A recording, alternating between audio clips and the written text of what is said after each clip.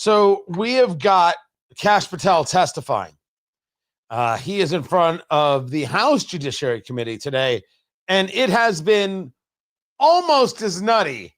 I mean, the cursing was going with Eric Swalwell, for sure. But it's the Jamie Raskin stuff that is most infuriating. I want Epstein information as much as the next person. But what if the information they can give is given? Although I don't believe that to be totally true. What if the courts stopped us from hearing? And how do we engage in that? Shouldn't the House want to do that instead of just screaming for talking points and raising cash, which is clearly what Representative Raskin and way too many Democrats are doing? I'm Tony Katz. The show is Tony Katz Today. This is the Oliva V. Melanio. That's what we're smoking right there. The box press torpedo. Let the show begin.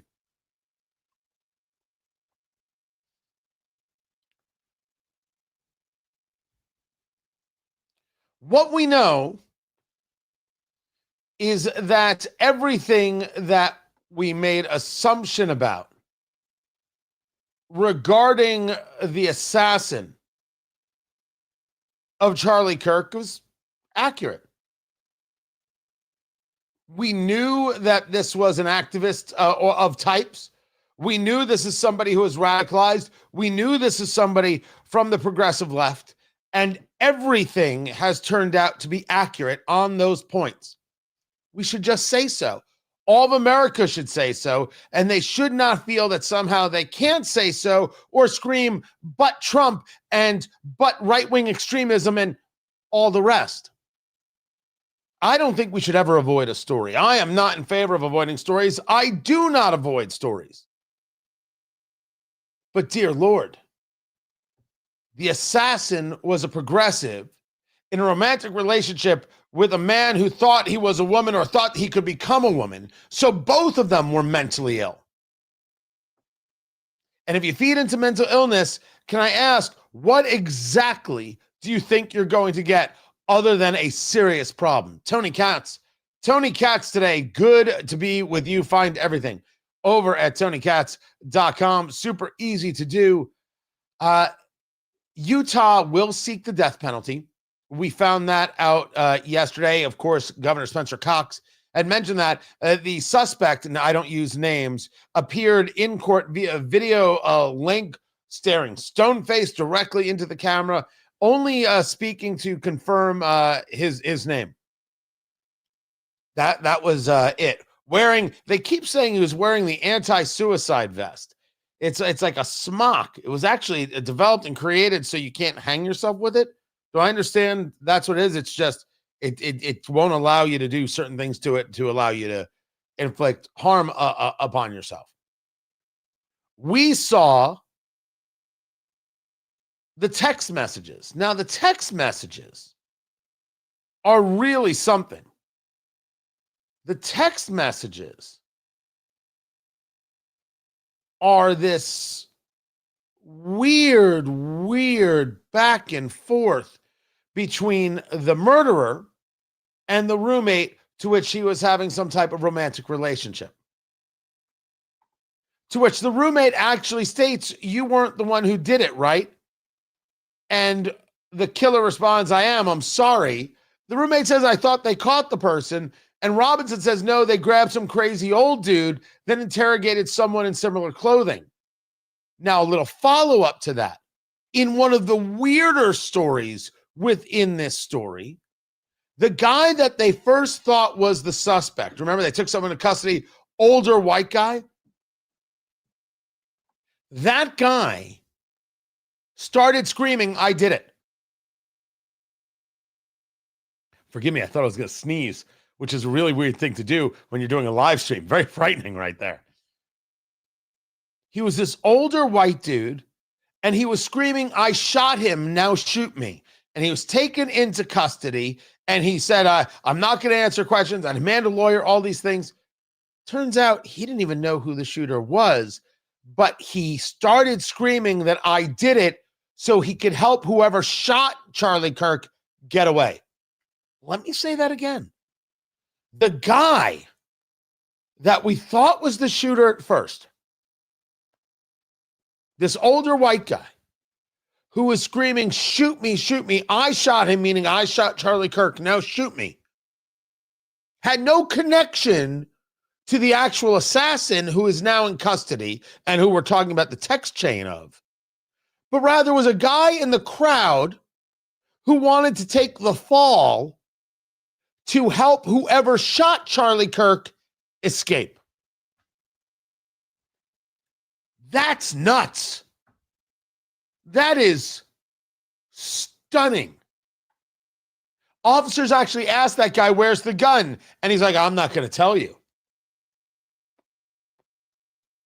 So he's now being charged with obstruction.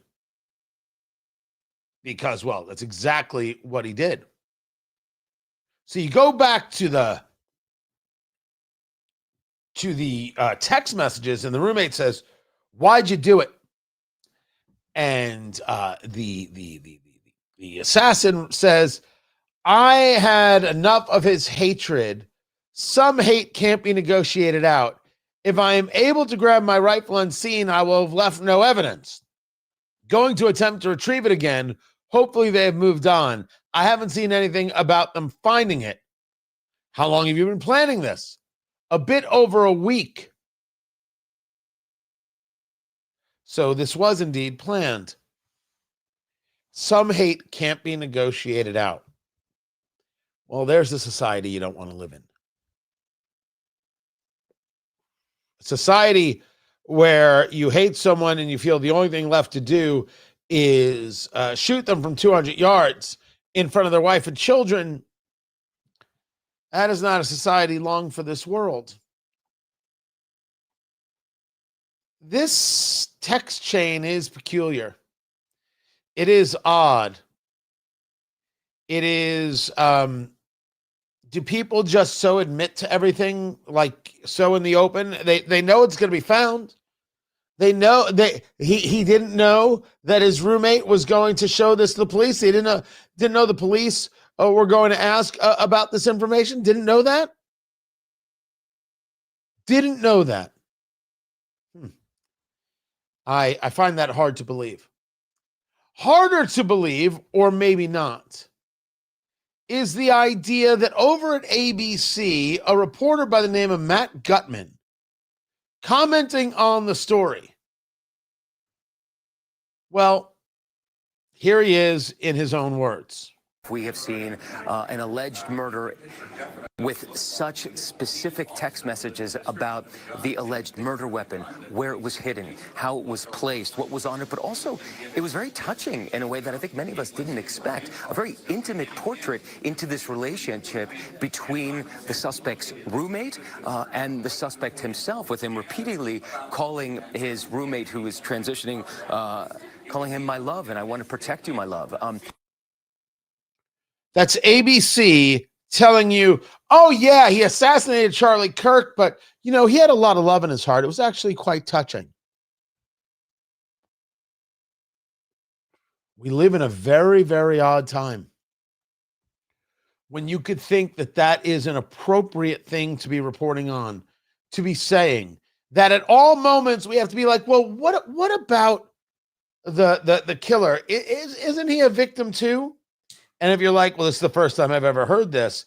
You don't remember the Sarnev brother being on the cover of Rolling Stone? Oh, sure.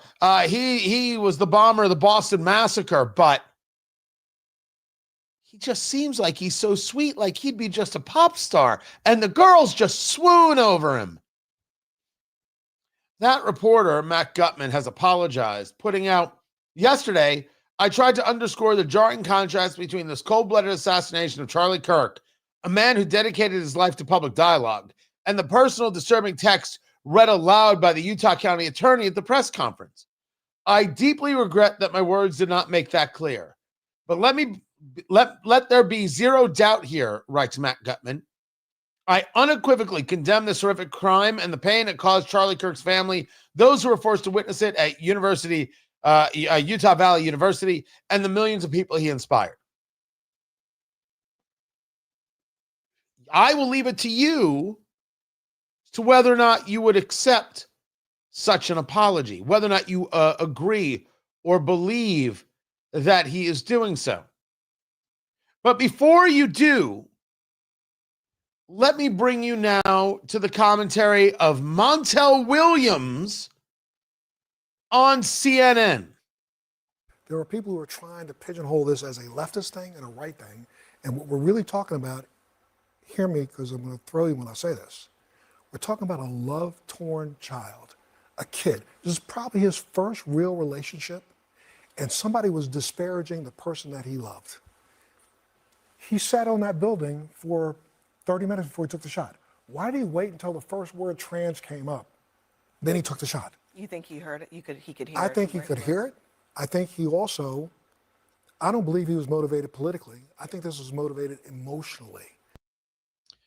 You can argue that he was motivated emotionally, but the concept itself of recognizing that men are not women and women are not men has become political because we've had to go to the law to be able to protect children on this subject because people want to sue over not being called the right pronoun, as if I'm in any way somehow subject to your madness of what pronoun you want to be called.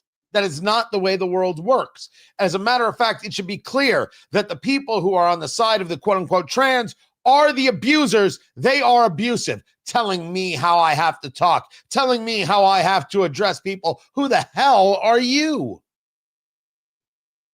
That is not the way it works.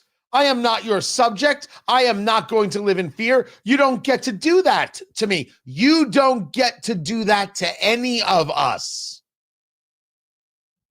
You don't get to walk in the door and say, we change culture completely, and if you don't abide, we'll first scream that you're leading children to suicide, and then we'll kill you. Oh, or we'll kill the kids at Annunciation School in Minneapolis or at the Catholic school in Nashville. You don't get to do that. Secondly, Montel, this was a 22-year-old, not a kid. Not a kid. Not a kid. Now, if you're a parent of a 22-year-old, 22-year-old is still a kid. Absolutely true. Some 22-year-olds have already spent 3 years at war. The story here is that we are a society that has allowed for the uplifting of mental illness. And we need to be discussing what happens when you encourage mental illness and the effect this has on everybody around it. You play into to mental illness. You lift up mental illness. And then you feel that, my gosh, look what they're doing to this person. I have to now.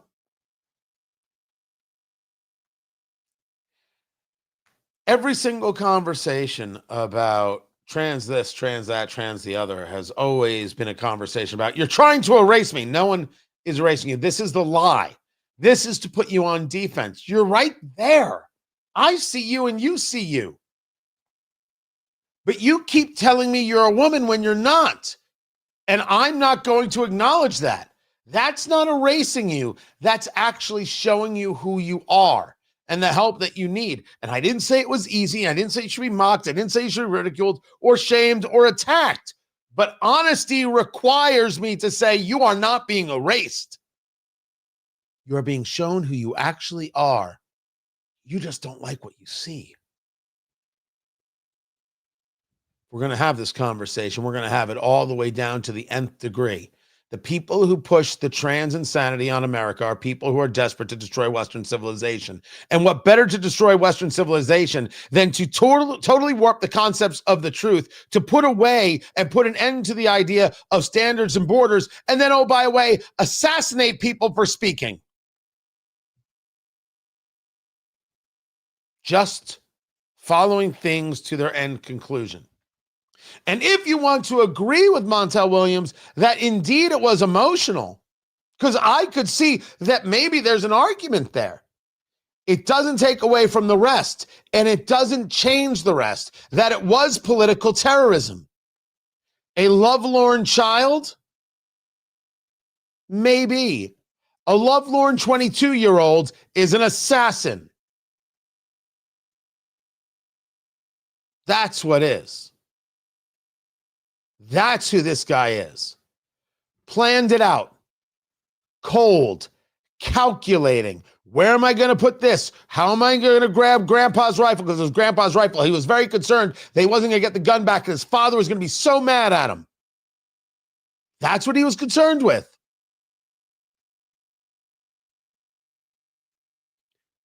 Planned out. The killer texted the roommate and said, stop what you're doing and read the note underneath my keyboard. It was the note underneath the keyboard that said, I had the chance to kill Charlie Kirk and I took my shot.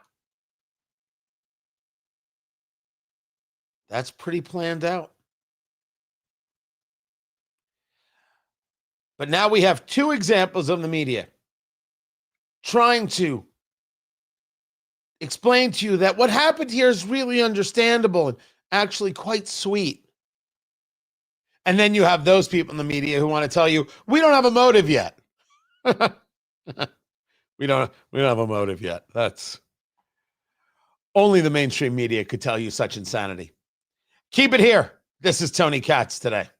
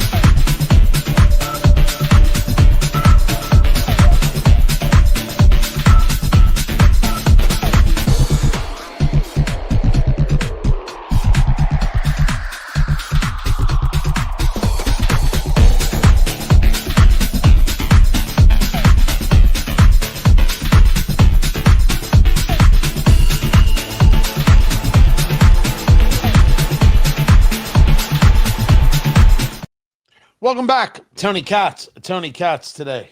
Guys, good to be with you. Tell your friends, get in the chat. We've got a nice day ahead.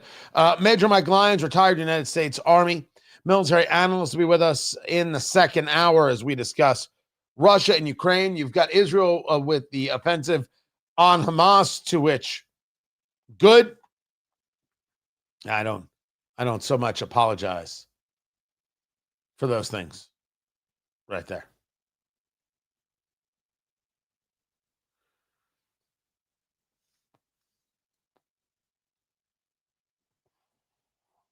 Very weird. Sorry, just got a super weird email. No, not dangerous weird. Just someone's trying to explain something to me and they didn't explain it so well. So I've got that Israel moving forward. I have Caitlin Collins and Ted Cruz going directly at it. I also have, what else did I have right here? Oh, a very, very rational Democrat. It happens. This is the Einheit. That is from Flederman von Riest right there. Use my last name, Katz, and you will get your discount. Assembled right here in Indiana. Beautiful timepieces that will stand the test of time, that you will share through the generations, and it will last. This absolutely spectacular automatic. I don't know if you could see the open back there. So the exhibition back. Check that out right there. You want to grab yours at Von Riest, RIESTE, vonriest.com.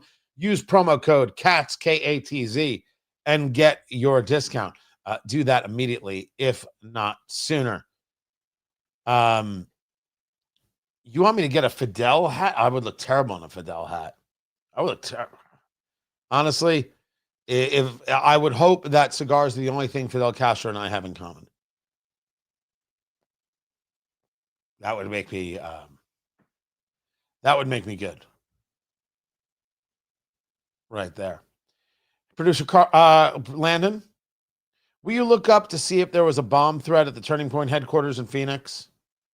Thank you.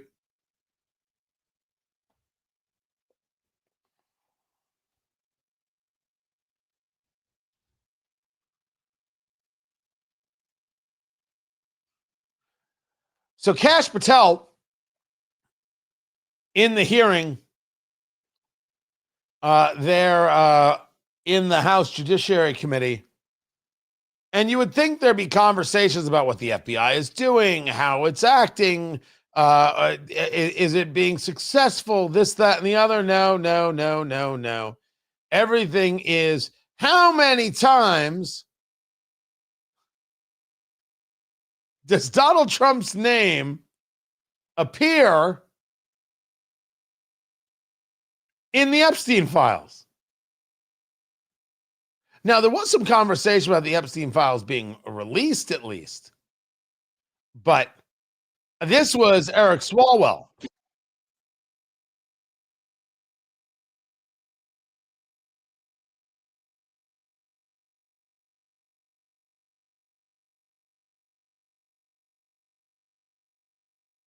The director of the FBI, this is the largest sex trafficking case the FBI has ever been a part of. Buck stops at the top, and your testimony today is you have not reviewed all the files. What I've been doing is been busy providing the safest country this country has seen in modern U.S. history in historic speed, because the men and women of the FBI are given the resources to reduce the homicide rate, to reduce the drug trafficking rate, to reduce the amount of children that are being trafficked, and the number of pedophiles. It sounds like those children being trafficked would appreciate the director reviewing the files. You could argue, hey, you haven't reviewed all the files, but there is a job to do. And while I want the Epstein files, it isn't the only thing out there. A lot of this is falling on the head of Kash Patel. I still put more of this on Pam Bondi, who screwed this all up. But this gets just downright nutty with Eric Swalwell. So it could at least be 1,000 times. Is that right? What's he talking about? How many times does Trump appear in the Epstein files? Listen to this. You said you don't know the number of times Trump's name appears in the files, so it could at least be 1,000 times. Is that right? The number is a total misleading factor. We have not released anyone's name in the Epstein files that has not been credible. Director, could it at least be 1,000 times? We have released every piece of legally permissible information. Okay, you can characterize the numbers however you want it. I'm claiming my time, Director. It sounds like if you don't know the number, it could at least be 1,000 times. It's not. It's not. Is it at least 500 times? No. Is it at least 100 times? No. Then what's the number? I don't know the number, but it's not that. You don't care about the question. It's where's my gotcha moment? Women, children were abused. Shouldn't that be the focus? This is exactly the problem. We should be connected on this subject. Nope.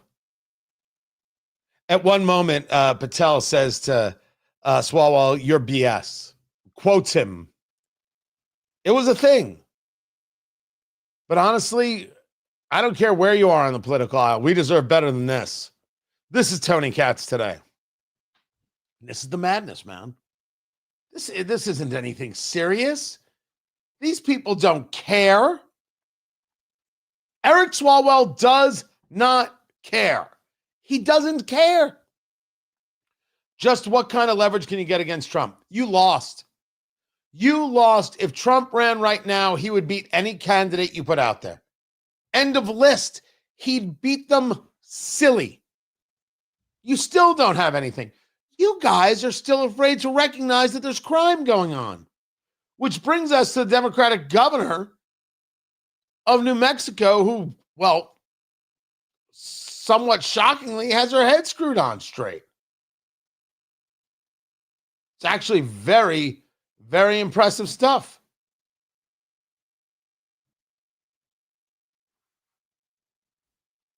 Oh, then you've got more news about the Biden Justice Department targeting people. Yeah, I'm not surprised by this. And then you have this story about Turning Point USA headquarters. I will get to that as well. Where I got the shirt.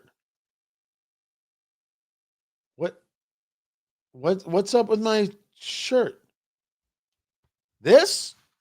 I believe this shirt, I believe, is Lucky. And people make the jeans. That's what I think this shirt is. Not that they're endorsing me in any way, shape, or form. Settle down. I've been playing with something like, not. I wear, like, if I'm going out, if I'm doing an event, I'm always in a suit. I'm always in a suit. It's like on a plane. When I do the show, since it's not television, I go for a little more casual. So I have the embroidered stuff, the TK stuff, and I have the short sleeve stuff. I don't like the short sleeve look. I think that's too casual. It needs to be long sleeve. So I wear those sometimes. I happen to like this shirt. It's a touch Western. And I do not know if that works for me. I'm not 100% sure, but I like it. That's why I went with the blue and gold there on the Einheit, which is Von Riest, to go with it. I think it was a good mix. Someone once said you shouldn't wear blue and green together. I always thought that was a very odd statement. There might be some fashion issue about that, but I think it really depends on the blue and it depends on the green.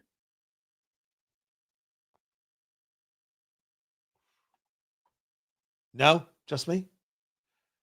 Maybe.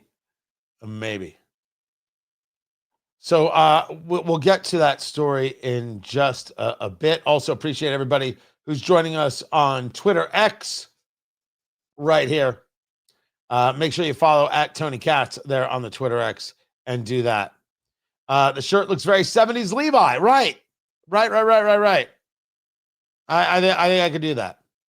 Now, see, so I do not know how it's supposed to go, right? Fashionistas could tell me otherwise. But I think the secret to a shirt is where does the shoulder cut and how does the collar fit? I think everything else kind of follows those things, right? Shoulders got to be in the right spot, and the like if I were to unbutton it, settle down, right? I think that's too much. Maybe I'm more buttoned up than that. Maybe I'm more conservative than that, right? I think that's right. It's casual, but I came prepared, right? I don't have to be wearing a dress shirt, do I? Because I'm telling you, I'm willing to go full cufflinks on the show every single day. You tell me I gotta have like French Cuff Thursday or something like that, or French Cuff Friday, sold. I will do that. We're gonna have to find ourselves a sponsor for sure. All right, back to the show.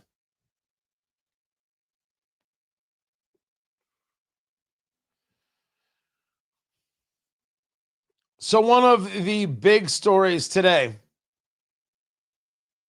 will be that police are investigating a suspicious bag near the Turning Point headquarters in Phoenix. This being reported by the local ABC affiliate there in Phoenix out of Arizona, ABC1515.com. Tony Katz today.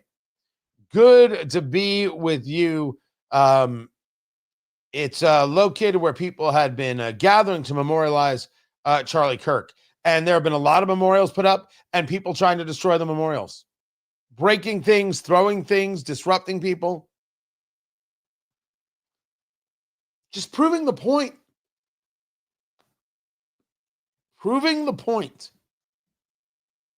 that here is the right gathering in peace, having burned down 0 buildings and having destroyed 0 property. And here's the left, after cheering the assassination of Charlie Kirk, now seeing what they could destroy. They not like us. These people are not us. They are very, very different people. People I want nothing to do with. And most importantly, people who can never, ever, ever win an election again. These people cannot be allowed in power. Look at them. They can't even give you some flowers on a roadway. You want to have a gathering, a vigil, and they're like, nope, we don't allow this here. Mayors stopping people from doing so. We won't lower the flags. We're not going to allow this. He was so hateful.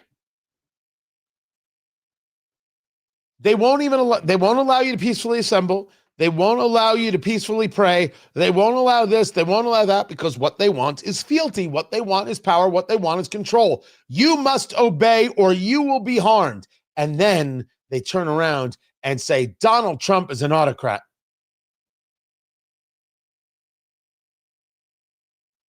Donald Trump is the threat to democracy.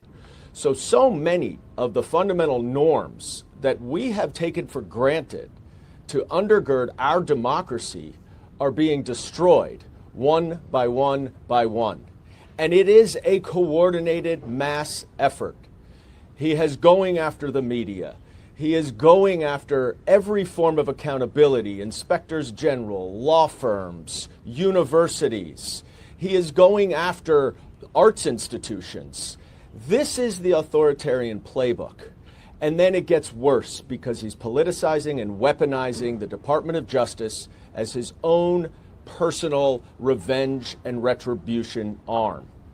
That is how our democracy gets degraded.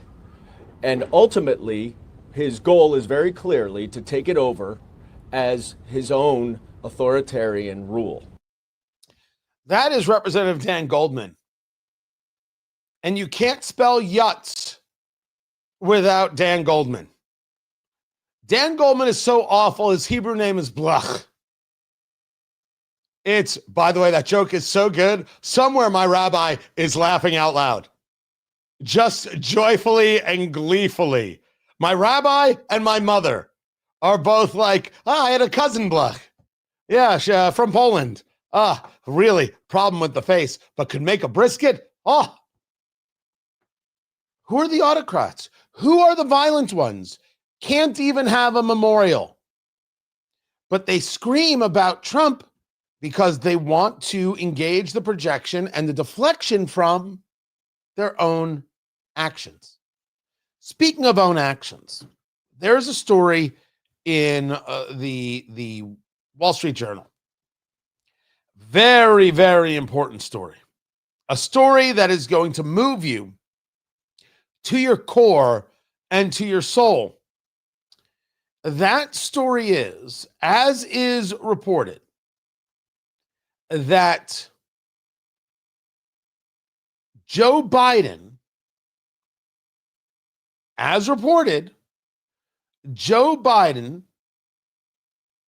is struggling to cash in on his presidency.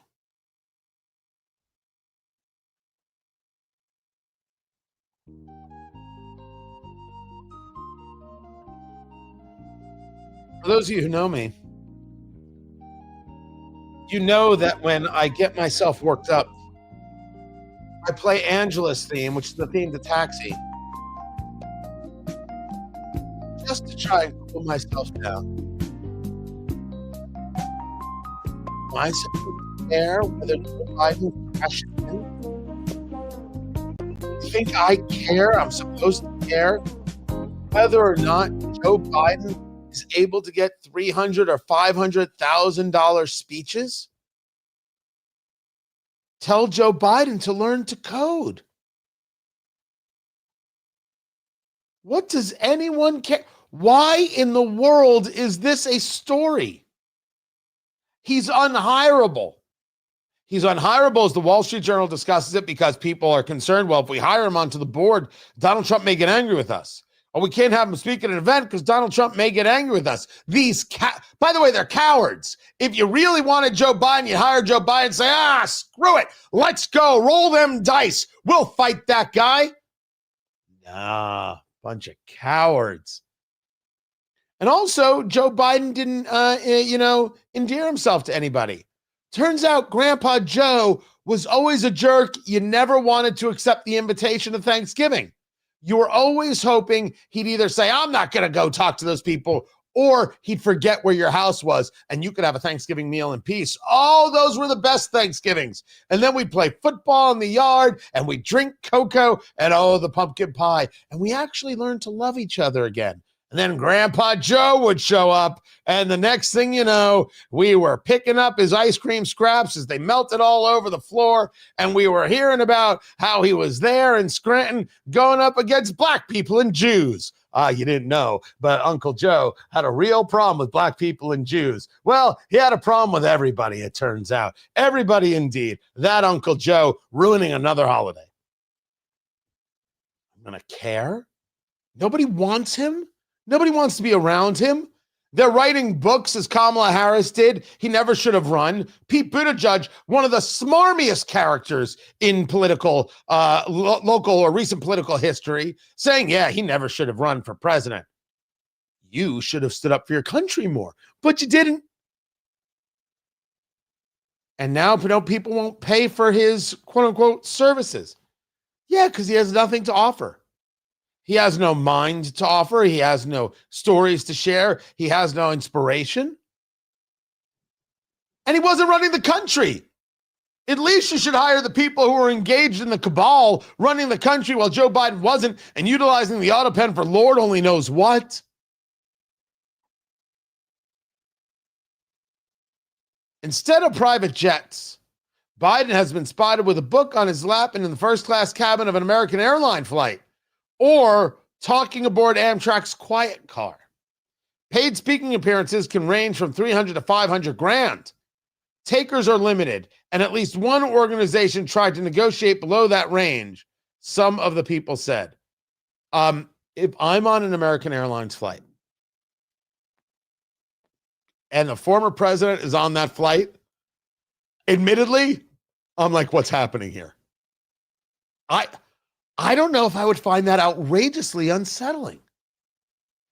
Right? Maybe it's the safest flight in America. Maybe this is the most insane thing I have ever seen. Or maybe that's the way it's supposed to be. When Harry Truman left the White House, didn't he just go back to Missouri into the house like he grew up in and just took a job and that was it? I did my time. Now, I'm not saying that Biden is that kind of standard of a person. I'm not saying that at all. But rather, we see ex-presidents go into rather lavish lifestyles. Now, Bush already had money. He just went back to the ranch. Right? Did some speaking here and there, does some things, but in the main, George Bush has been a pretty quiet cat. Living his life. I'm done. Thank you. I did 2 terms. I went through it. If it's all right with you guys, I am going to just, he doesn't drink anymore. I'm just going to paint and feed my soul and solid. I can respect that. But that doesn't happen too often. It's actually a beautiful idea, which I'd like to see more of. Oh, no, you will not see that from Donald Trump. I could see Donald Trump not being, it's going to sound so weird. I could see him not being a face every day, but certainly he's going to be a face every week. I think that's the way to say it. If Biden just decided he was going to step out, I'm done here. I only have so much time left. There are grandchildren to look at. There are sunsets to view. There is a wife's hand to hold. I'd like to do that, please. I'd respect it. This is a story about the fact that he can't cash in on the trappings. You don't deserve the trappings, man. You weren't running the country. You were beyond divisive. You pardoned your family, and you know how guilty you are. Oh, by the way, it may not have been you. In which case, you don't even know if you're making a living or not. But I ain't going to feel bad for Joe Biden. The Bidens did this to themselves. And I look forward to Joe Biden checking me out at Walmart sometime soon. Because a Walmart vest will probably be the best she's been dressed in a long time. Yeah, I'm not apologizing for that line either. This is Tony Katz Today.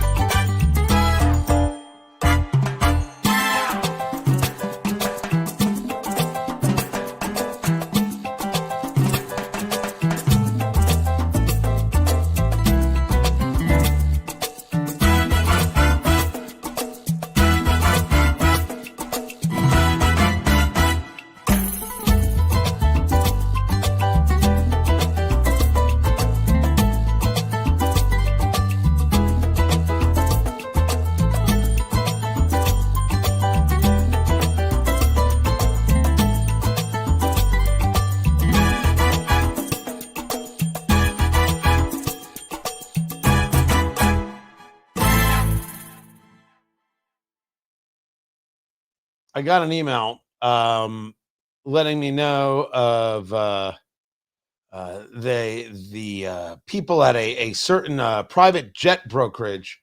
They're expanding. I was like, oh, that's very, very cool. Good for you. It would be great if your private jet service was an advertiser on my radio show. So I'm actually writing them the email right now.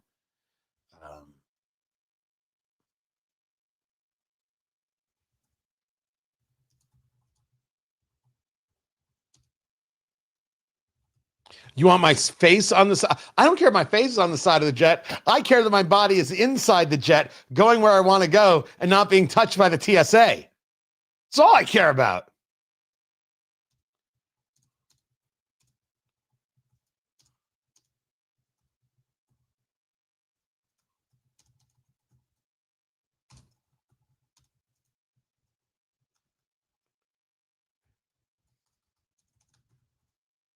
So I just put it right in there. My number. Can we talk on Thursday?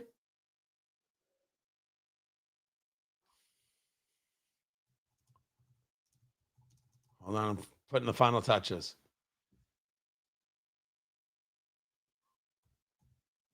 My audience of entrepreneurs, CEOs, and higher net worth individuals would be very interested in your services. Yeah, that is the truth.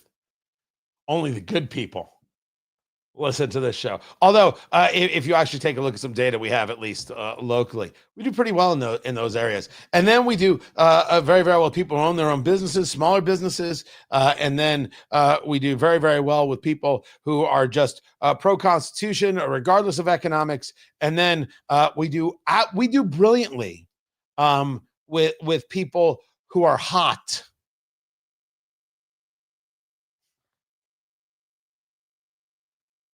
That's right. Of all the radio audiences, we have the hottest one. A fact. Straight up facts. Oh, I would put TK on the tail. I'd put the TK logo on the tail. I would totally do that. That would be fantastic.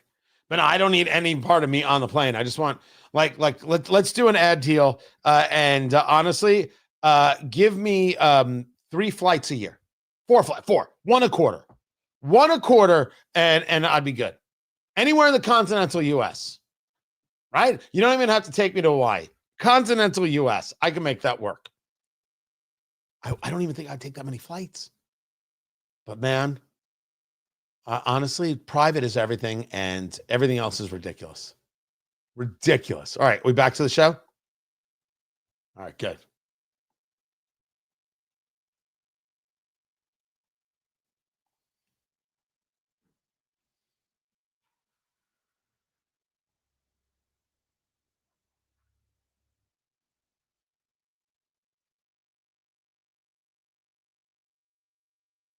Why are you shielding pedophiles? Why are you protecting pedophiles? That is maybe the most offensive thing you could say to me, given the numbers. Well, you have not released Given the the Epstein numbers files of pedophiles. You are aware of we the have Epstein arrested. client list that was published in the 18,000. The gentleman emails has released? expired. The gentleman yields back. Can you answer the Can I question? just respond? Of course, the gentleman can answer the question. Since I took over. Why would you answer a question from Hank Johnson? Why are you protecting pedophiles? The left can't do this. I mean, I wasn't planning on talking this much about Epstein. But if this is the best that you've got, Hank Johnson, why are you protecting pedophiles? Holy heck. That you are completely disconnected. People who are connecting are people like the governor of New Mexico. I want the Epstein files as much as the next guy. Why are you protecting pedophiles? That works for the progressive. It doesn't work for anybody else. You can't gain voters that way. We want the release of the files. You're going to name call them. It's not going to work. Working is going the opposite direction is the governor of New Mexico, Michelle Lujan Grisham, who has said that deploying the National Guard to combat crime in Albuquerque has had felony arrests up 22%, misdemeanors arrests up 30%. She declared a state of emergency in April. She didn't wait for Trump. This precedes Trump. Deployed National Guard troops to the Route 66 corridor, defending her decision, saying, quote, "I'm not looking for a reputation. I'm looking to solve a problem until every New Mexican meets their constitutional right to feel safe in their church and home and grocery store. Democrats ought to lean in to make sure that everyone in their states and communities feels and is safe." This is the way Democrats should be approaching the subject of Trump and safety. In the hearing with Kash Patel, the FBI director, Steve Cohen, KF Steve, as I called him, remember, he was so angry at Trump, he was eating Kentucky Fried Chicken on the floor of the House. It was very weird. I refer to him as KF Steve. I think I'm the only one, but it makes me laugh. And honestly, that's enough sometimes. He's like, tell me about what's going on with Memphis and how law enforcement's working. What have you sent in? Are you sure you need to send in the National Guard? Because we really do appreciate the FBI being there and we appreciate the DEA being there. I don't think we need the National Guard, but there's been some good work done and we really appreciate it. I think that Kash Patel should have been much more effusive and, hey, thank you. Appreciate that. We want to do the work for you. And anytime you want to take a walk through Memphis and we can talk to the people there about what's going on, I'm happy to join you to do it, to show that we can work together on these issues. But I mean, Cohen is rabid as a lefty. And here he was saying, this is working. This is the way. And Democrats can get themselves re-election if they do this. I know what you're saying. Why are you encouraging them to do this? I'm encouraging safe cities where people who aren't Democrats live. The fact that a Democrat is smart enough politically to gain from it, well, finally, what took them so long? Not J.B. Pritzker, but, smarter people, clearly. This is Tony Katz today. I hear it. I understand it. That you never want to give him any credence. You don't want him to get reelected. Do I want the safer city? The answer is yes. That's what I want. So take what I can get. Take what I can get as I can get it. This is smart of the governor. It's smart of Representative Steve Cohen there of Tennessee. Here's the deal. The radio show is in break, so we're going to take the break. That's how that works. So smoke them if you got them. Just that easy. Oh, and if I end up with the deal with the private jets, I'll let you know. I will do the show from the air. Or not. But if you're going to send me these kinds of emails, you should know that we're doing this wrong. Why are you listening to me when we could talk to an entire audience of people who would love to fly private? Full disclosure, I haven't flown private that often. A full disclosure, that is the bane of my existence. I don't want a boat. I don't need the fanciest car. I don't need a bigger house. I've never really needed that. Fly private. That is the dream.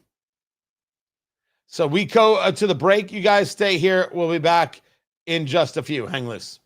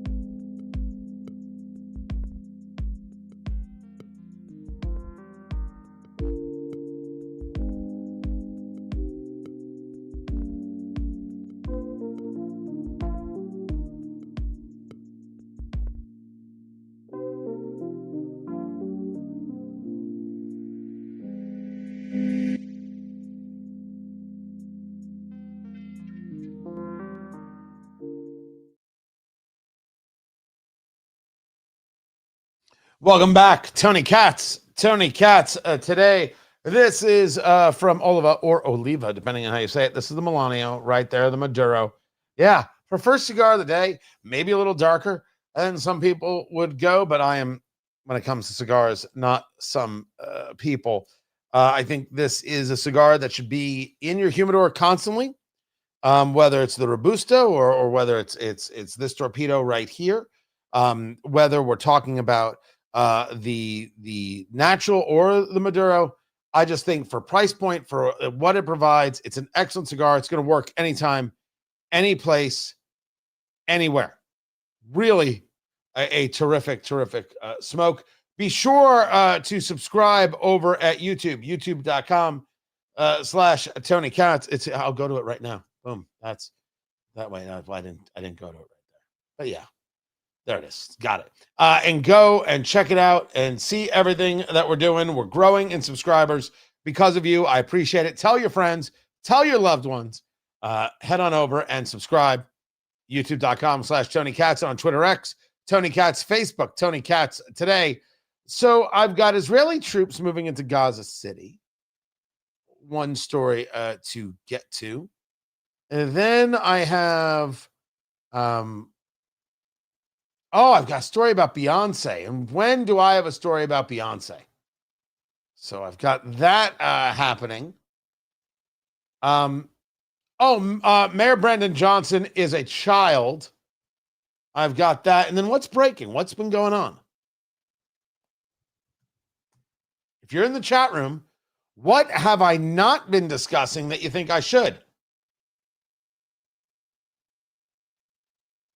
And this reporting that the Fed looks like it's going to cut rates. Wait, that's not today, is it? No, they're meeting this week. Oh, that is today. Yeah, the Open Market Committee is today. Hold on a second.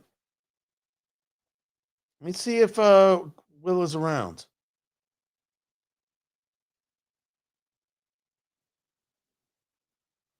If he is, I'll throw him on real quick. Oh, that would be interesting. Okay, so I'll look for that as well. I just don't know when the meeting is. So far, the Dow is up 219. NASDAQ's down 120. So, make sense of it, whether or not people really think that these rate cuts are coming or not. But we will get into all of that. Glad you guys are here. Really do appreciate it. I'm Tony Katz. The show is Tony Katz today. This is hour 2. The radio show is back with us. Let's go do some damage.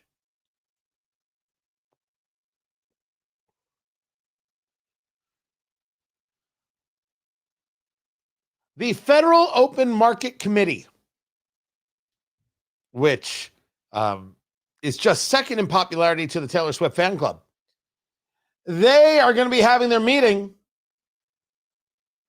and releasing the info on whether or not they are going to be setting a new rate on overnight borrowing. Translation: are we bringing down interest rates? That isn't what we're doing. Now, I will put forth to you that I stare at this economy, and I have said to you as clear as I can that I don't think we're in a great place. From an advertising point of view, in terms of radio, everybody, of course, is still trying to compete for the business, but it's been tougher. The tariffs have an absolute, real, legitimate effect. Absolute, real, legitimate effect. They just do. They are causing a fair amount of problems. Inflation is not gone. Better. Absolutely, positively better. But not gone. Not by any stretch of the imagination. So, the question before us is, do we think that the rate cuts are going to come? If you don't want Trump screaming at you, the answer is yes. But even if you were to drop them half a point, 50 basis points, he's still going to scream at you. You're not going to win this battle. You are going to get yelled at. You are going to be called names. I mean, that's very, very obvious. You are going to be called a tremendous number of names. That said, I'm still 50-50. Like, there were times where I was like, okay, I know what he's going to do. I think the money is on a 50 basis point cut. I think that's where the money is, which is to say 0.5%. We will wait. We will see. You have got the chairman of the Senate Banking Committee, Tim Scott, saying that a 50-point basis cut is possible this week.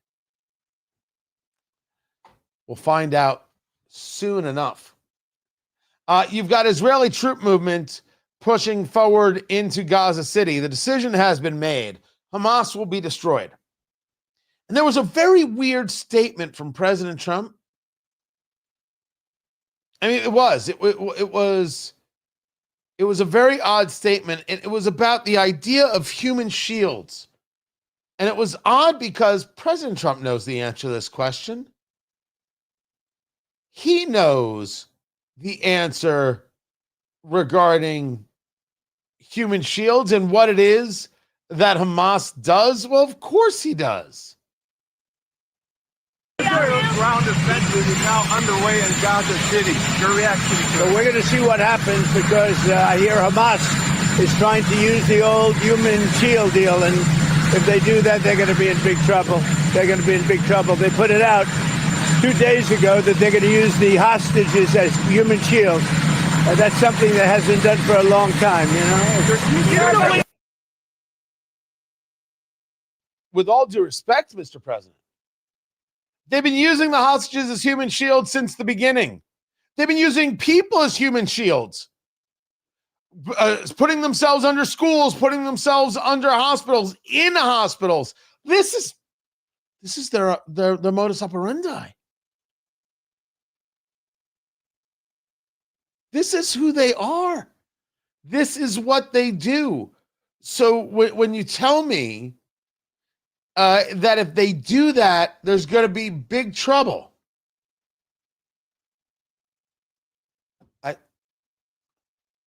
Well, they're doing that. Now what? What is the big trouble, Mr. President? I am curious. I am curious to know what the big trouble is. Is the big trouble that you are going to assist Israel in eradicating Hamas? You're going to go to Qatar and say you're going to turn over every Hamas member? Or not only are we going to stop you from donating to any school, we're going to freeze your money, and we might slap you around a little bit. We might slap you around, laugh out loud, and while we do that, mock your sister. What does it mean? What in the world does it mean when the president says they're going to be in big trouble?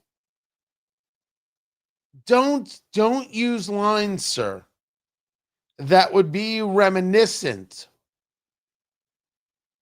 of Barack Obama and his red lines. Don't say things that you don't mean. Don't say things that you're not going to follow up on. Don't do that.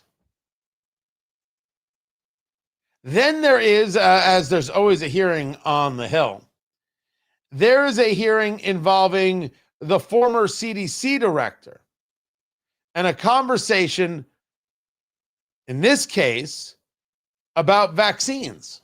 The CDC is the cause of vaccine hesitancy, that you are the problem, that because of COVID and you're forcing these vaccines on people that weren't ever really proven or justified, that the benefits didn't outweigh the risk, and you all sat there with your hands in your pockets and you let that happen.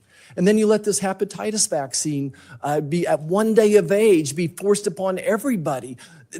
And all of a sudden, the moms and the grandmas never trust you because you're trying to force a vaccine that's not necessary at day one. If you're going into nursing school, medical school, absolutely, you should consider that hepatitis vaccine. But basically what the CDC does is act like a mandate. And you force doctors that don't agree with you to kick patients out of their clinics because they don't want their child to be exposed to a vaccine that was approved after just like 140 patients took it, being followed up for 5 days.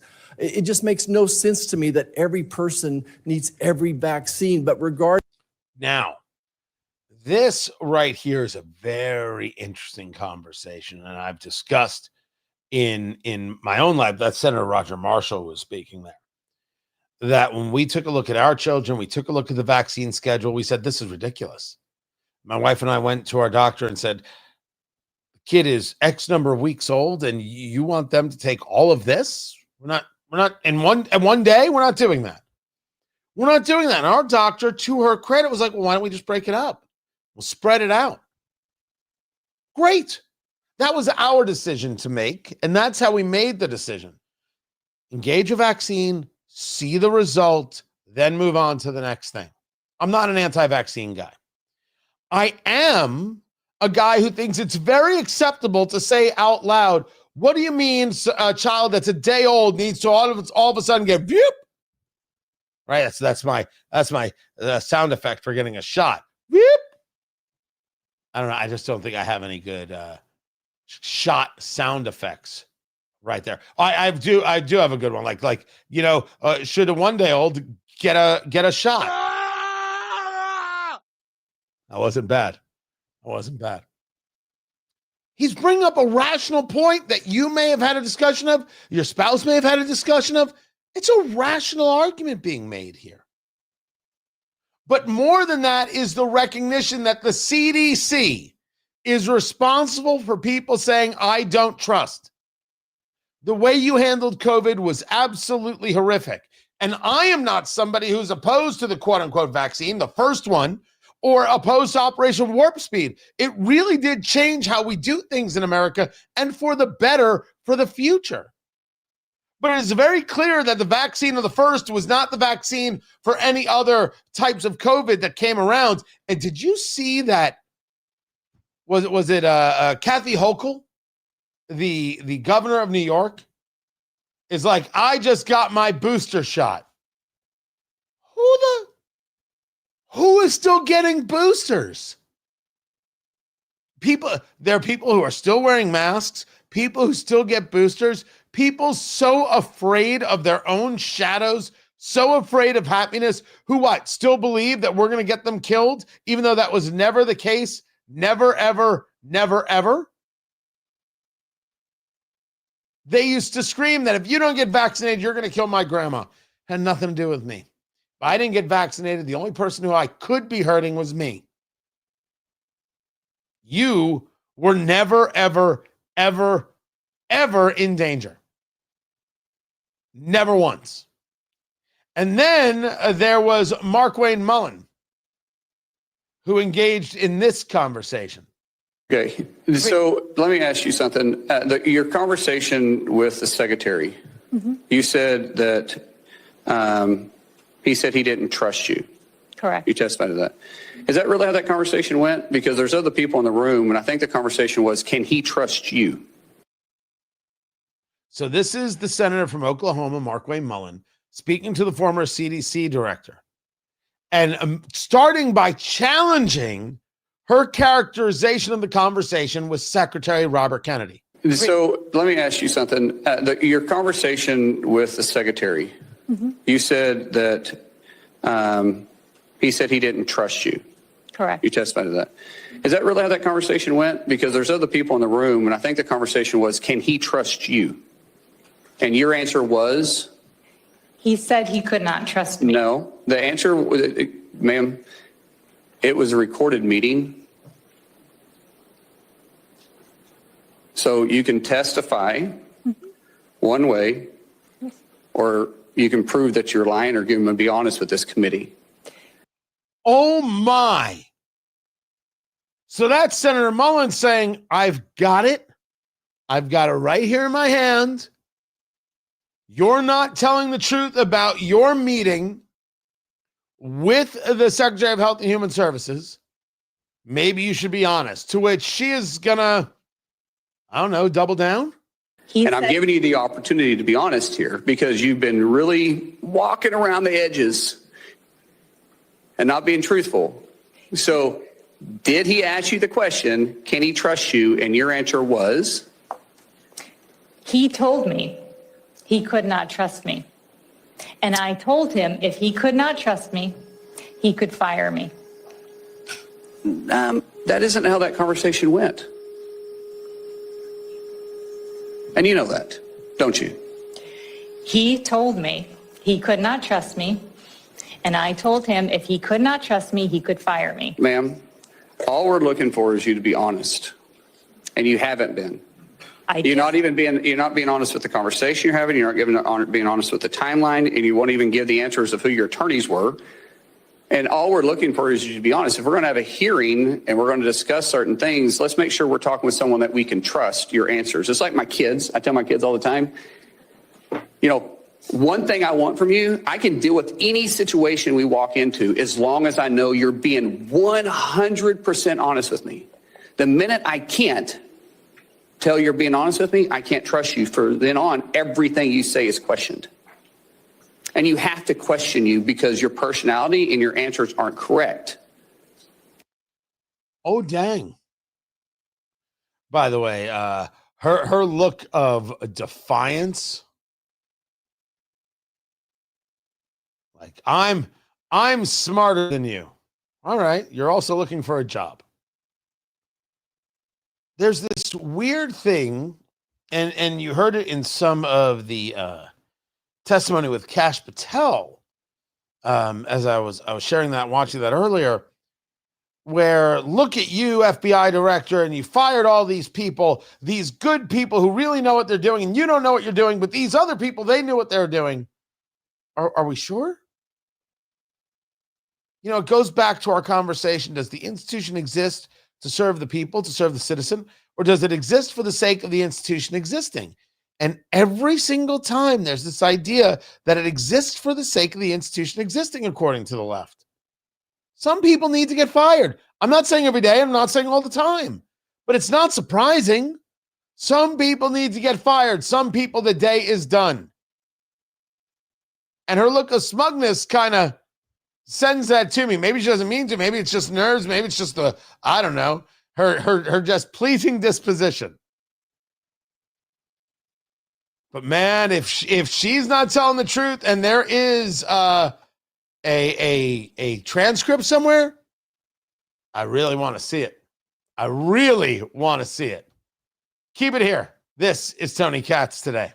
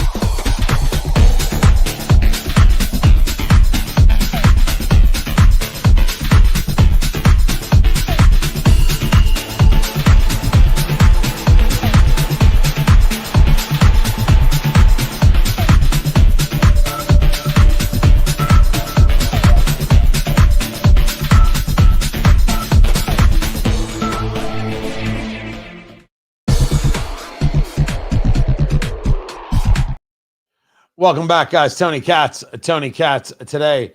Nothing yet on the rates. I don't know, it might not come till this afternoon.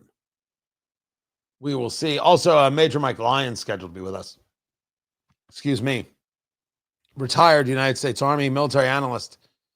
We're going to talk Russia and Ukraine. We're going to discuss Israeli movements in Gaza and responses to them. What else do I have? Oh, I've got the mayor and I've got Beyonce. I got to get to both of those stories. I will get to both of those stories in an awfully big hurry. Be sure to subscribe right now on the YouTube at Tony Katz. Subscribe immediately, if not sooner. And on Twitter X, Tony Katz. Good to see everybody there. Love seeing everybody on the Twitter X. Really appreciate it. And also, if you're commenting there on Twitter, I see you. I see you. See what you're asking. See what you're doing.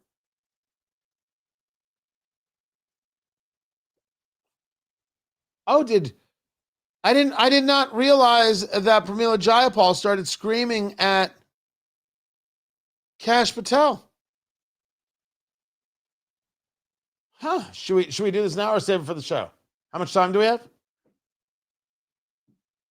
I don't know. You want me to just share it with you right now? I'll just share it with you right now. Here, let's do this. Is what I said I'm going to earlier. keep taking my time because no, you'll take the time that you get. You get are 30 not seconds. answering the question. The question I is, have. You just don't like the answer. Are these women credible? It's a yes or no answer. I have answered the question. Well, and what is the answer? telling you, I'm the only FBI director that has welcomed new information in this case. This administration is the only one that has welcomed any new information in this case. Is there a yes or no to whether... It gets crazier from here. I'll save it for the show. We'll come back to the radio show. Let's bring it on.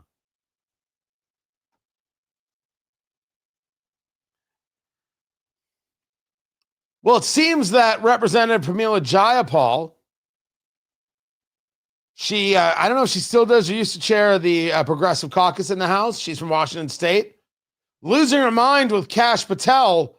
Have women come forward to you regarding Jeffrey Epstein?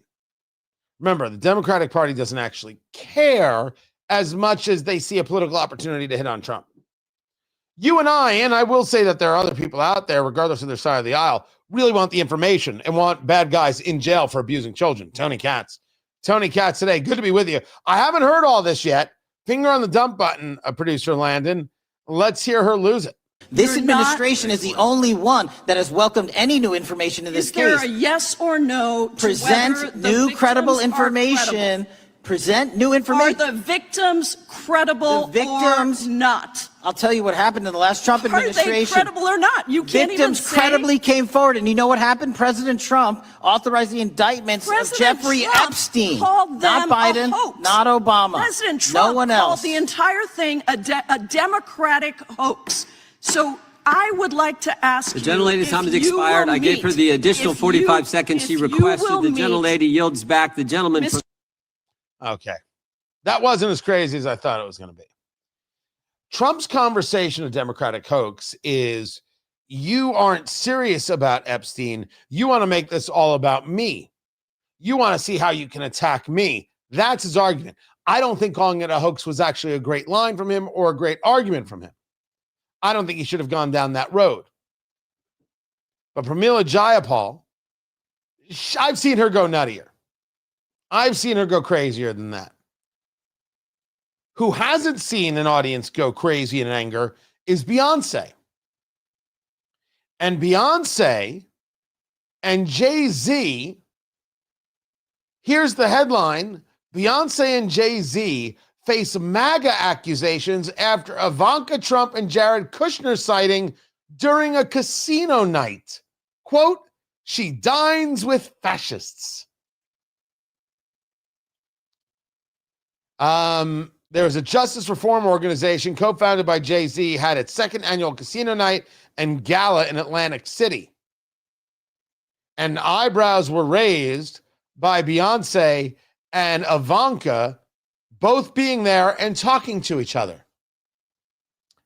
You see, Beyonce is there because her husband co-founded an event and a charity, and they got people who have a lot of money to support it. But those people are on the wrong side of the aisle, so therefore Beyonce must be destroyed.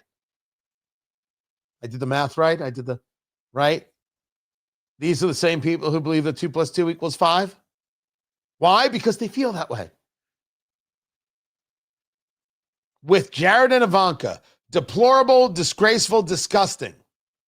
You mean because they're supporting this justice reform organization co-founded by Jay-Z, that's disgusting? Everything must be seen in the parlance of good and evil. Either you agree with me 100% or you are evil. Everything. Not, hey, good for them for being a part of it. There I am talking about the governor of New Mexico. I might disagree with Governor Grisham about a million things, but calling in the National Guard to make Albuquerque safer for the people of Albuquerque, that's the right thing to do. Congressman Steve Cohen of Tennessee, I am not a fan in any way, shape, or form, but there he is saying good work by the FBI for helping to reduce crime. I don't think we need the National Guard, but this has been very helpful. Great. We could be rational people, or we could be the people saying that Beyonce is dining with fascists. I hope Beyonce knows you cannot outrun the hatred and the anger of the progressive monster that, yes, in many ways you have helped feed. It's true. It is true as true is. So what do we have going on right now?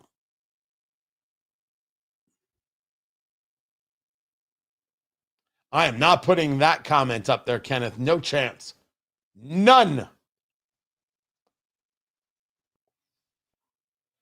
So here's a silly question. What if the live stream started at 10 a.m.? I start at noon. So would it matter to anybody? I have an idea. I can't share the fullness of the idea yet. But I'm just curious. Would anybody have a problem, or would anybody think that it would be hurtful or helpful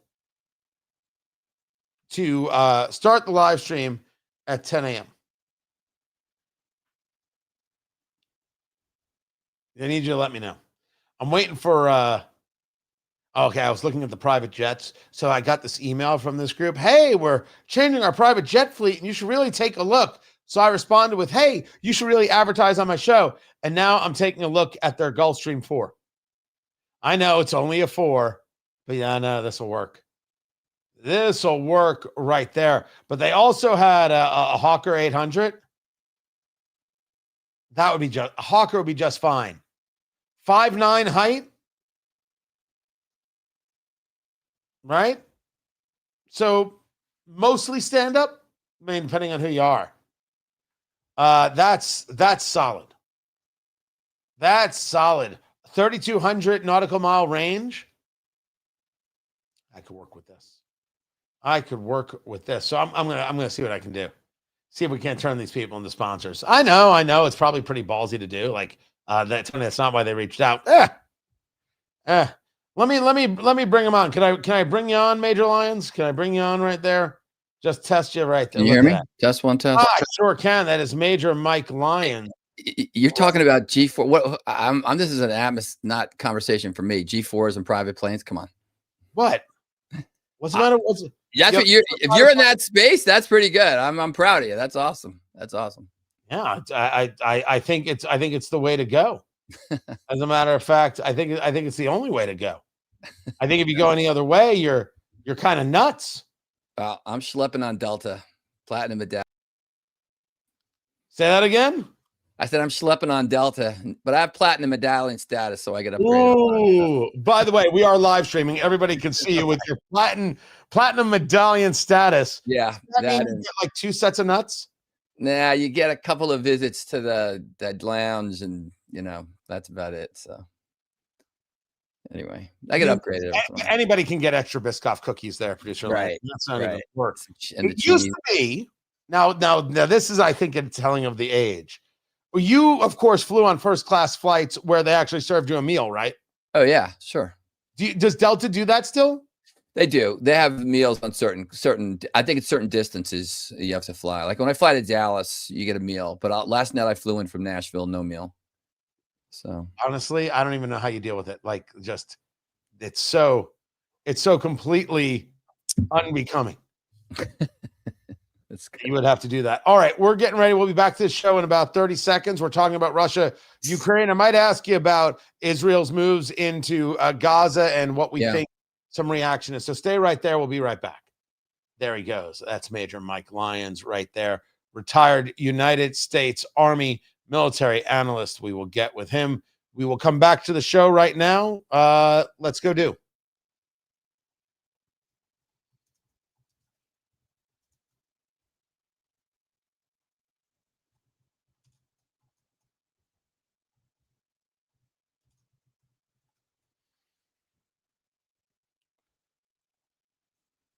I thought it was odd when the retired General Kellogg, who's a special envoy for President Trump, said that he and the chairman of the Joint Chiefs, Dan Raisin Kane, told him that Russia is losing this war with Ukraine. Because the data has not said such a thing. Now, there are ebbs and there are flows, and we should be clear that the Russians don't have a great army and that they were supposed to be able to take Ukraine all those years ago, 3 years ago plus, in 3 days. And then they decided to drive tanks across muddy fields, and now here we are, still stuck in the mud. In almost this level of World War I-esque trench warfare regarding taking a little bit of land, losing a little bit of land, taking a little bit of land, losing a little bit of land. But in the main, Russia owns 70 to 90% of the Donbass, Donetsk, and Luhansk. They own 60 to 80% of another region called Zaporizhia, working its way down to Crimea. Vladimir Putin attended the meeting with President Trump, and then nothing has happened except for, of course, a drone attack on Poland. They don't seem daunted. They seem like they're moving forward, that they have the upper hand and they can get more concessions. But the Ukrainians are willing.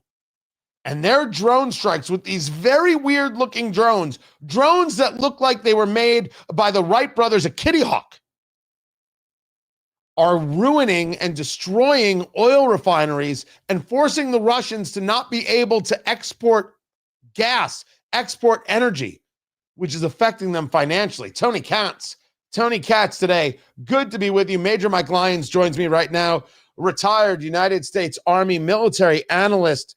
I want to get into the Russia story, but first, just quickly, as I brought it up earlier, you have the Israelis making the decision to make moves on Gaza. They are moving in. People are trying to avoid what might be coming. You have the president saying that there's a real concern if Hamas is using the hostages as human shields, that's going to be a real problem. But they've always been using Hamas as human shields, or Palestinians as human shields, or anybody as they can as human shields. Is there something different about Israel's move now? And does it signal something to you about where this war is going? Tony, yes. What's different is that this is the beginning of the end now for Hamas from Israel's perspective. I think they will go into the tunnels, likely knowing they won't pull a hostage out alive, and the ones they might not get the remains back of the ones that have already been killed. I think that this is the perfect combination of political pressure plus military application of it, because I do think that Bibi Netanyahu is running out of time with regard to getting this thing over. I think our president wants it over as soon as possible. So this is the quick application of a military operation, flooding those tunnels. Those tunnels remain Hamas's sword and shield and all those things about it, and something that you haven't seen in history, going back to the Vietnam War and other places when the enemy used that kind of a system. But this is the beginning of the end now from Hamas's perspective. The attacks on Doho started that. The decapitation strategy, that's what Israel always leads with anyway. But I think Israel is going to look to declare victory within the next few weeks, let's say. What do you believe has changed to make Israel say, and getting back these people has been the only thing on their mind, we can't get them back because they knew they would have to destroy Hamas. We knew this was always coming. October 8th, the entirety of Israel changed on that subject. But this is an admission of they're going to die or they're already dead and there's nothing we can do about it. Right. That's a very different approach. What brought Netanyahu and his cabinet to this place? I think the clock, and I mean by that is I think our president's running out of time of supporting Israel, and Netanyahu does not want to be a political liability for Donald Trump, recognizing that we have elections in our country next year, and it's important that from his perspective that Trump and the Republicans maintain control of the Senate and the House, and so I think that's what's driving this. Again, political decision and the application of the military in order to support that. So that the time is now to get this done, to get it done as fast as possible. Israel has recalled all the reservists in order to do this, hundreds of thousands. So the country remains all in. And I think that's what basically drove this train, is that they don't want a volatile President Trump telling them eventually that saying that's it.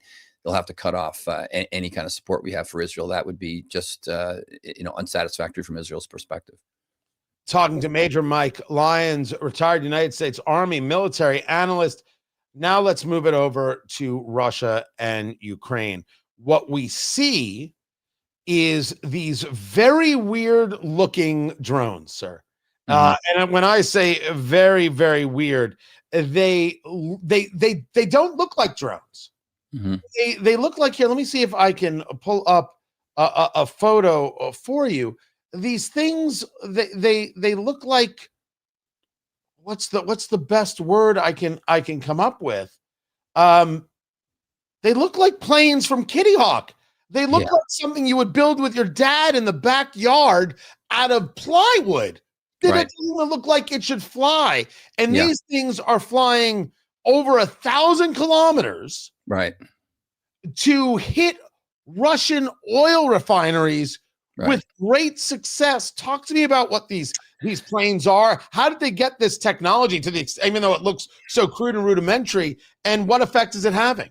Yeah, it's basically the laws of physics. I mean, those are just, think of gliders during World War II. We didn't have to necessarily put every paratrooper inside a airplane. We could put them in a glider and have them pulled along by another aircraft.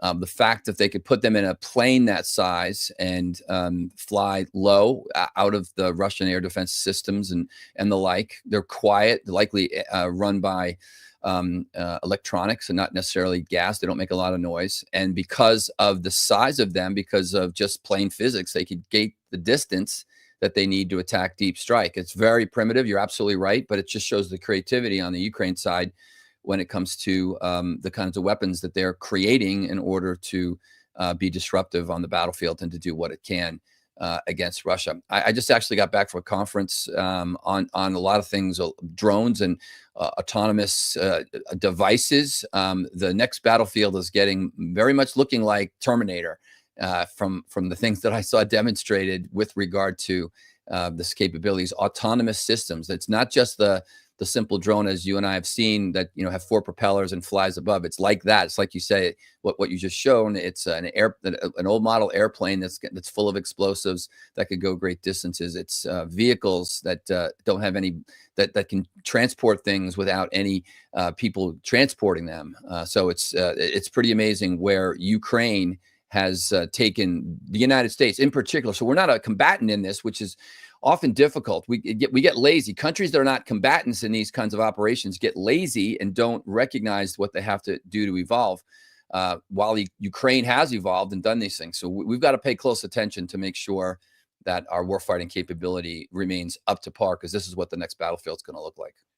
There's been talk that the Trump administration has reduced the number of weapons, the number of whether it's Patriot, not necessarily a Patriot conversation, but whether it's guns or whether it's missiles, reduce that number to Ukraine. And the original thought was that this is trying to apply a pressure point to Ukraine to better come to the table and agree to more of what Russia wants. So Trump could say, got a deal. This is done. This is finished. we've got peace in our time, one of those kinds of conversations, which never really ends well. Then you had Russia engaging these drones flying into Polish airspace. The Poles shot a bunch of them down, which I thought, again, was Russia trying to say, listen, you're going to give in to more of our demands, or we're just going to keep this saber rattling up. To the drones that were flying in Polish airspace, and Poland invoking Article 4, which is basically when you call your friends and you're like, are you ready to roll? Because we might have to roll. What was the response from Poland, and did that incursion signal to you that Russia is trying to further saber rattle to get more concessions to put a quote unquote end to this war?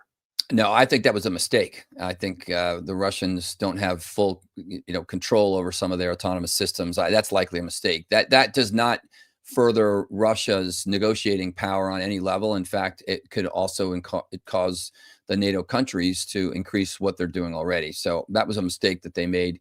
They're trying to get close to the border. There's assets there. There's train tracks and roads and cities that are in Western Ukraine that Russia feels they have to do from a deep strike perspective. We've seen it before. We've seen some of their missiles go off course and land inside the boundary there as well. I think that was a mistake. I don't think Russia is looking for, try to saber rattle any more concession out of this. There's no more saber rattling to do. And I think right now the sticking point seems to be troops on the ground and what the future of Ukraine looks like. Allow me to push back on you, sir. Talking to Major Mike Lyons, retired United States Army military analyst.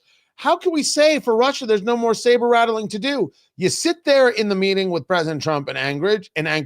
You say, this wouldn't happen if you were president. You leave the meeting. You're like, I don't care. You keep at it. You keep on the bombings. You do it with rather indiscriminateness. Trump's going to be upset with you. You don't care. It would seem to me it's only a level of saber rattling and more aggression to be able to get more level of concession. I think a reason why I don't think so is because if it's not a repeated offense, if it's repeatable and if they start doing it more and more, then I'll come back and agree with you. But I think this was, a mistake that's made by a very imperfect country that can't negotiate many simple military tasks. They had a tremendous numerical advantage at the beginning of this. It's completely been squandered. This has been a tremendous cost of resources.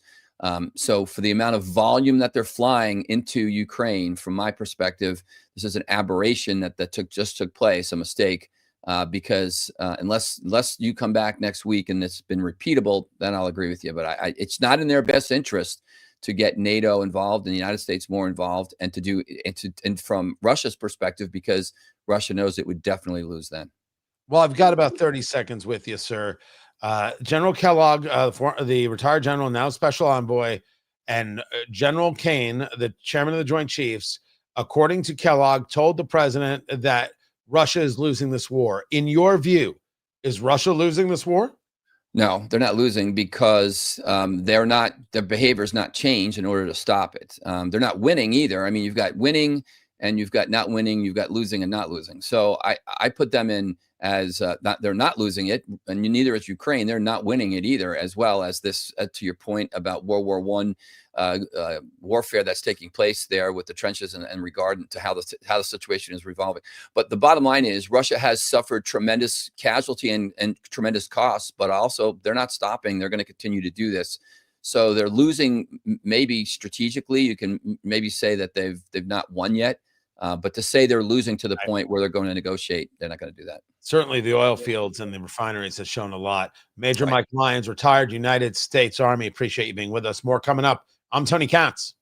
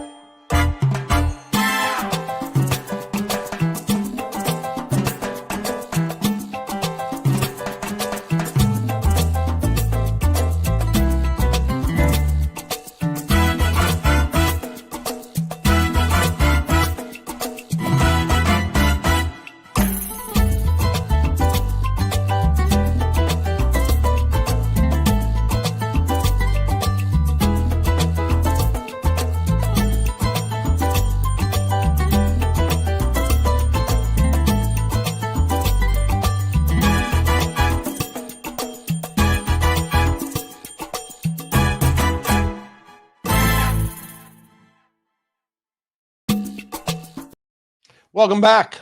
Tony Katz today. It's always good to hear from somebody with perspective different than your own. Absolutely. Really do appreciate Major Lyons right there. So far, no word back from the private jet people. They sent me an email. Hey, check out our new fleet. You should really have a private jet. And I said, hey, you should really advertise on my show. And it's only been like a half an hour. So, but still nothing yet. I was expecting thank goodness you reached out. We would like to give you all our money and all our planes. Because if there's a private plane, we're all going. We're all going. I don't know how we're all going to fit, but it doesn't matter. We'll figure it out. People are going on laps. It's going to be very inappropriate. How much time do we have, Producer Landon? Excellent. So I take it from the responses that if we were on starting at 10 or starting at noon, it would either one would be all right. It would not matter. It would not matter. I can't explain it all, but I have an idea. I have a plan, and I would like to put the plan into some level of effect. If we could, that would be great. Also, sponsorships are now available. What else? What else can I answer? You got questions in the chat? I will answer them. Those planes, can they do barrel rolls? I do not know. I'm going to say doubtful. Those planes are meant to get where they're going and then go boom. Oh, they don't care if they have permission to buzz the tower. They'll buzz. Well, they're going to blow up the tower. The drones are going to destroy the tower. It has been very, very inventive. Very inventive what it is they've been doing. Almost too inventive. Like I didn't know that they had this capability. I'm just saying. I did not know. Oh, here's a Falcon 2000. It holds 10 people. No, 8. It only holds 8. Sorry. Someone's gonna throw out on the wing. No, that's a good jet. That's a good jet. Yeah, we're gonna have to make this happen. It's like a boat. I never wanted a boat. I just wanted friends with boats. Yeah, but the plane I want. The plane I want on my own.